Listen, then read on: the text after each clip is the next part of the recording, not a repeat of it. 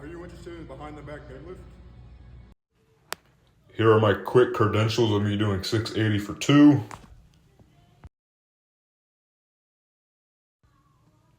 Then me doing 750 for 3 off of 2-inch blocks.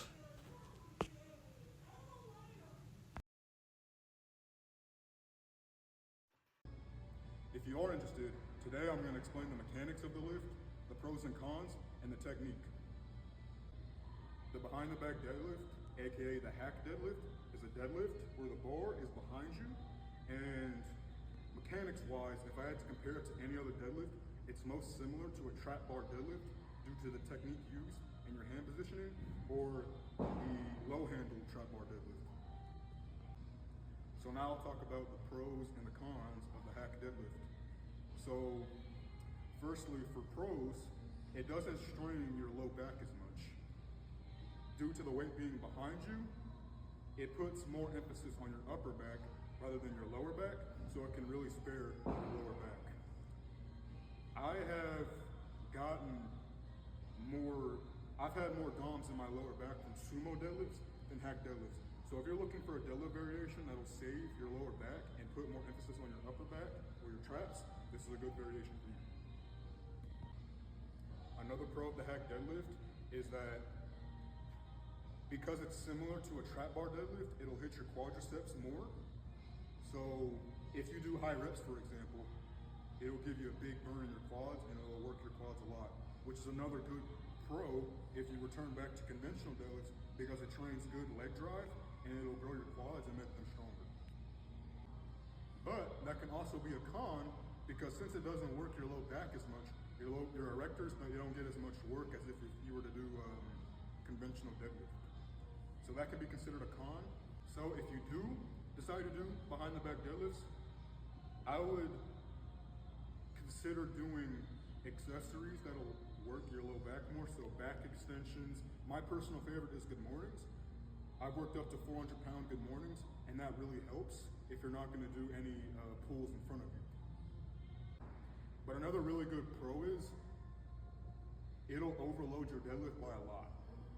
I can hack deadlift more than 100 pounds than my conventional, and that blew up my traps. My traps, combined with power shrugs, exploded my traps. My traps were almost touching my ears.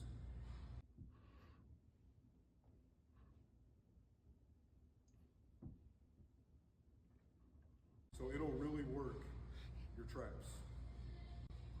So now I'm gonna go over technique. You don't need to use a box. Some people do use a box when they do these, but I don't like using a box, so I'll move it out the way. So, like any deadlift variation, there's 2 ways you can start. You can do a static start or dynamic start. Here's what it looks like.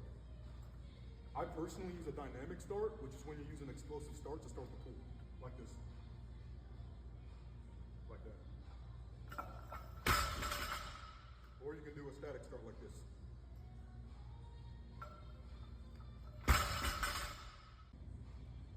And on this deadlift, it is okay to round your back because it puts no tension on your low back. I've done 600 pounds for reps, 700 pounds for reps, never had low back soreness or pain ever. So it's okay to round your back.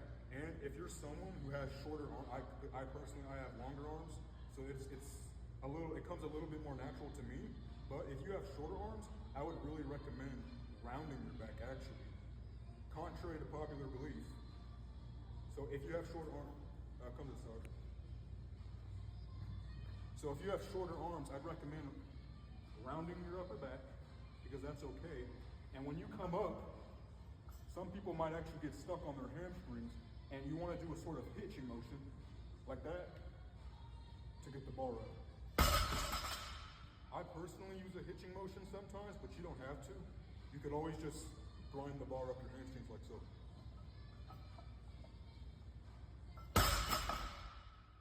But if you're gonna do that, I'd recommend wearing some sweatpants or some smooth pants so the friction doesn't get in the way, because if you're doing it in shorts, friction might make the lift a little bit harder. But I personally I like to call them reverse hitches because it's behind you, so it's technically a reverse hitch. It's like this. So I have the bar, I'm coming up, and then then I just a little bit, just to get some clearance. And this is such a strong position, you're basically just doing a standing leg press, and then you just, like that, and you tuck your hips forward, like that. I'll do that one more time. So you're coming up the top, a little bit of hitching, and then push your hips through. Push your hips through. You don't have to necessarily hitch if you push your hips forward, but if you push your hips forward, your body will kind of just naturally hitch, so that's okay. But that'll put a lot of pressure on your quads, and it'll work them pretty hard. This is a quick demonstration of what it looks like with some extra weight. So I'm starting. I'm going to use my dynamic start. Push my legs into the ground. That was a bit more of a static start, so I'll show it again with a dynamic start. With a dynamic start, you want to emphasize explosiveness. This platform's a little crooked.